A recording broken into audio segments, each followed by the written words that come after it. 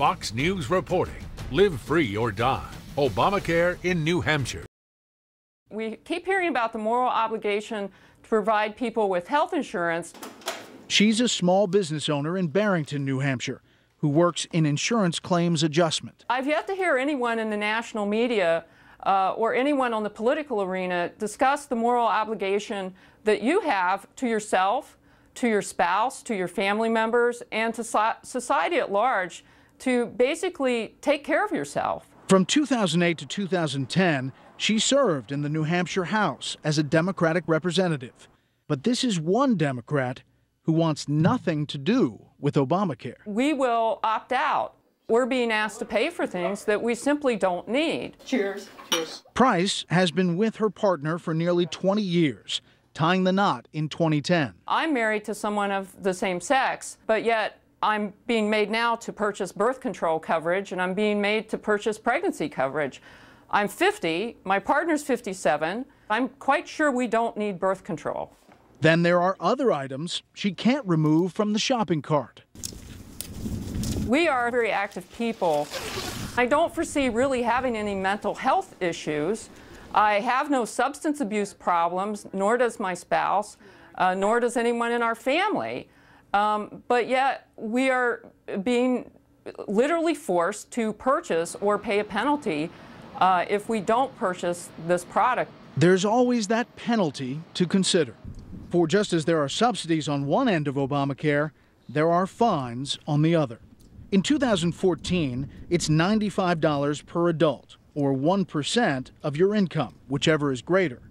In 2015, it rises to $325, or 2% of income. And in 2016, $695, or 2.5% of income.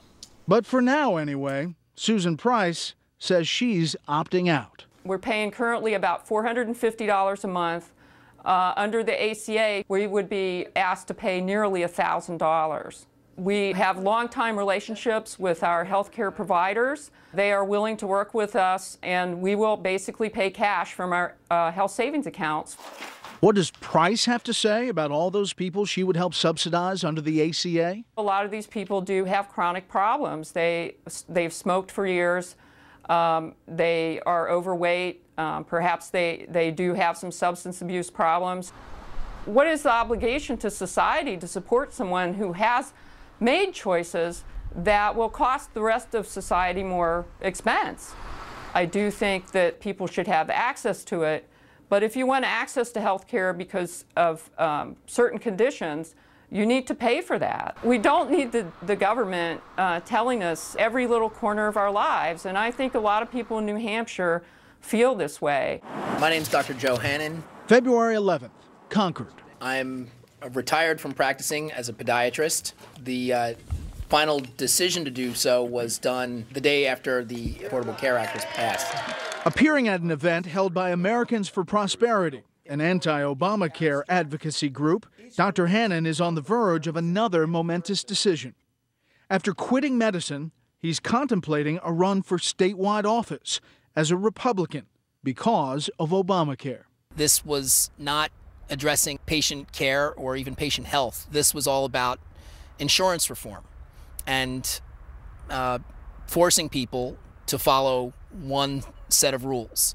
It brought down the standard of medicine in this country, and I think it's only going to get worse over time. Dr. Hannon had a practice in Florida before moving to New Hampshire in 2010. The Health Care Act was the final nail in the coffin. It wasn't the main reason or the only reason, but it made the decision a lot easier for me. Hannon is hardly the only doctor who's complaining. A 2012 survey of 5,105 MDs by the Doctors Company, the nation's largest physician-owned medical malpractice insurer, found that 43% of doctors were contemplating early retirement because of health care reform.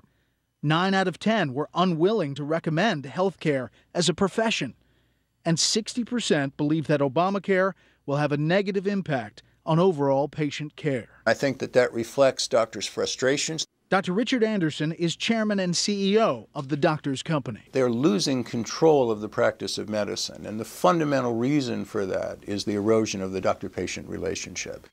To increase access, to improve quality, and to decrease cost at the same time is admirable but exceptionally difficult to accomplish. One reaction to Obamacare already seems to be the growing prevalence of concierge care, also known as direct primary care, a cash basis system that opts out of insurance and has the patient pay the doctor a monthly fee. The growth in concierge care is really a response to all the ways that the government has increased the amount of bureaucracy that's involved in practicing medicine.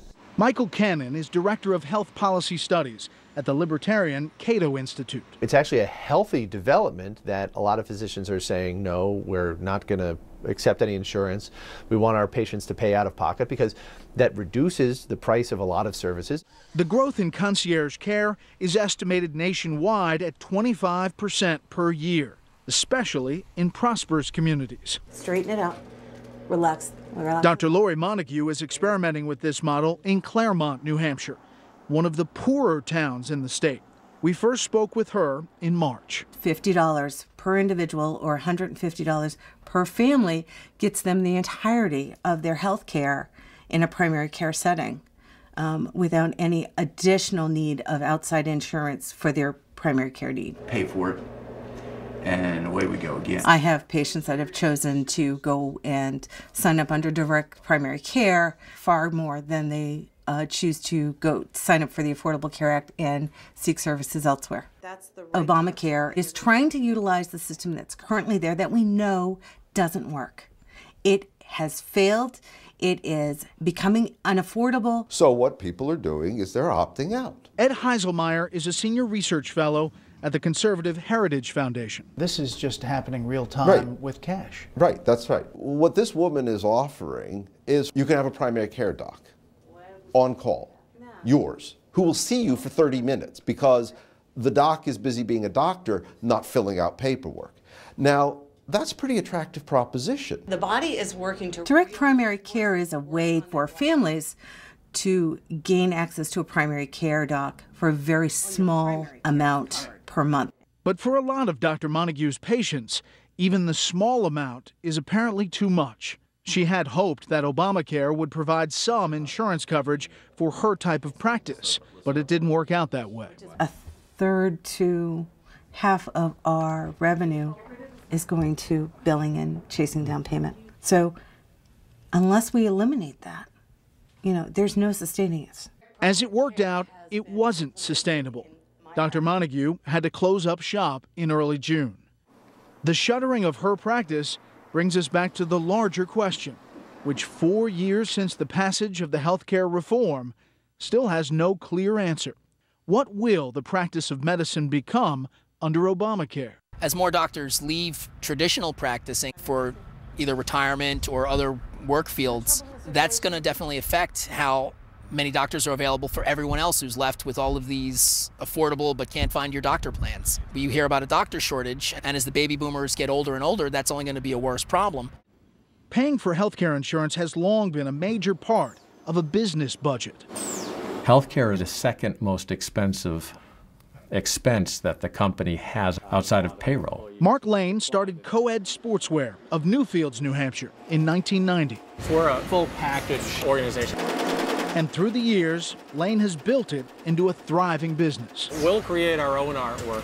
We'll print it, we'll finish it, and we'll ship it. We'll do really soup to nuts for our customers. But he's got something hanging over his head. Now we're in a situation with national health care where there's just a lot of confusion. Since Co-Ed Sportswear has more than 50 full-time employees, it will be required to comply with Obamacare's employer mandate when it's implemented in 2015. And Mark Lane doesn't like his options. We have 58 employees. So instead of focusing on things like offering the best health care and paying for it for our employees, you start focusing on questions like, can I even afford to offer health care to my employees? Or do I have to start playing games like reducing my workforce by 8 people to get under the 50? Or making more people part-time. The employer mandate, in fact, was scheduled to start this year, but was put off until 2015 by a presidential order. Why do you think it was delayed? It was delayed for a number of paperwork-related reasons. It will get implemented, I believe, at some point. I kind of dread the day that I have to make the decision. Unless there's a better answer, it's likely that there's no good decision. Helping Lane navigate Obamacare is Tom Hart, the insurance expert we met earlier. 80% of our clients will pay a significantly higher premium as a result of health care reform.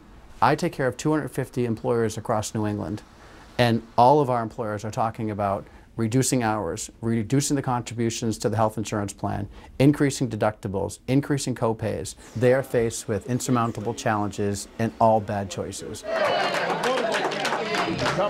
But to Obamacare supporters, choice is what it's all about. Obamacare proponents say it will prevent job lock. Explain what that means. Now that insurers are prevented from denying coverage due to a pre-existing condition or charging an arm and a leg, people are now freed up. They can leave current job and go to another job. The reality is, though, that the employees at co-ed who are already finding health care too expensive won't necessarily have it easier with Obamacare. Those employees, I've asked them all to check the exchange to see what their cost would be. And what they report back to me is not necessarily positive news. Mine was going to be close to $300 a month with like an $8,000 deductible. An $8,000 deductible? And that's awful insurance. To go down to a $5,000 copay was over $400 a month. I can't afford it. What I came up with was like $450 a month. So I don't know how on earth anyone could think that's affordable. So I guess I will roll the dice and see what the fine is. Anybody else go on the exchange and I didn't. Go. I wouldn't even be able to try to afford it, not even half of it. Yeah. So it was supposed to be cheaper than what I had been offered through work, but it ended up being more. So it's crazy. Crazy or not, the employer mandate is set to go into effect next year. The reality is the health care law doesn't help, because I'm not going to hire additional people unless I really need them. We've hired a lot of temporary employees lately, and then when things slow down or a certain period ends or a certain project ends, you let them go. It's not an ideal world, but it's something that you have to do in a reaction to this law. There is no question that research and development, innovation into the latest drugs, treatments, procedures is going to be stifled under Obamacare. Sally Pipes, a fellow in healthcare studies at the Pacific Research Institute, worries that too much government interference will impede the innovation Americans have come to expect in medical care. Obamacare is a top-down system. It really is putting the government in charge of our health care. Finding a good health plan. These exchanges are not really competitive exchanges. They're government-run marketplaces. And with a government-run marketplace, the government directs where the money goes, and perhaps more significantly, where it doesn't. Things like MRI machines, these are very expensive machines to develop. If we do not allow the marketplace to work, we'll see that these new machines are not developed. A lot of sophisticated electronics and sensors. Inventor Dean Kamen believes that government has its place in medical R&D, but he's wary of too much intrusion. There are bean counters that see the cost of everything and the value of nothing. I think most of the people on all sides of government believe that in the end they're doing the right thing. The frustration to me is innovation requires that you take risks, and there's a whole lot of government that's primarily there to prevent change from happening. Is the government getting in the way of innovation? Today, what's driving a lot of the decision process as to where to put our resources is if we invest some money now, can we reduce the cost of the technology to give people the same level of care that we're doing now? But it's a short-term goal. I mean, if people use that methodology in the 1930s and 40s, people would still be getting polio. We would just have cheaper iron lung machines to keep them in. Kamen supports government money for research. but he certainly has a lot of trouble with one specific section of Obamacare, the 2.3% tax on medical devices. Is that tax on medical devices having a discernible impact? We put a heavy tax on cigarettes. We put a heavy tax on alcohol because we're trying to discourage people by making it expensive. I don't know why we should be putting an extra tax on the behavior we're trying to encourage, not discourage. Sally Pipes worries about what we stand to lose. Our cancer survival rates 5 years out are better than any country in the world. In terms of heart disease as well, we have techniques in this country that are not used in other countries. So we want to keep the pipeline open so that companies can do the research and development that is not taking place in other countries. It's true that pills may be cheaper elsewhere, but there's a reason for that. The reason that the drugs are cheaper in these other countries is because these countries are free riding off the R&D, the expensive research and development that is done in this country. In other words, without American innovation, healthcare systems around the world could suffer.